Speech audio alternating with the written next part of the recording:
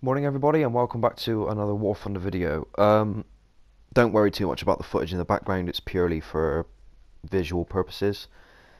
We're not doing a video on the G91R1 today, but we are doing a video on air realistic battles as a mode itself.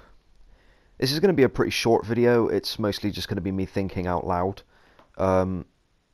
These videos, when I do a video like this, I always do a video generally from seeing what other people have done, which you might say is copying, but I look at it as an inspiration and then I use my own opinions and look at it from my perspective, because there's always two sides to an argument and there's always more than one perspective, so let's crack on.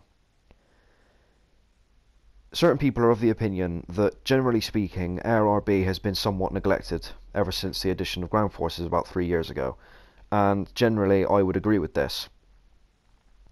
We haven't seen many improvements to the air realistic formula, I suppose you'd call it, since then. Not really very many new maps. I mean, the arcade players have gotten more maps, but for us realistic battle pilots, not a whole lot. And another thing that they pointed out was that YouTubers, content creators such as myself, such as Slick, Fly Daily, and all the other big ones, and Mags as well, they don't really include a lot of aircraft gameplay. Most of it's focused on ground forces. Now, I've always said that I'm a better ground forces player than I am an air player, and I retain that opinion now. I am still a better tanker than I am a pilot, but I will always do my best to try and upload aircraft footage occasionally, even if it's aircraft footage in ground forces, which is what I tend to do now. It's how I've been grinding out most of my aircraft.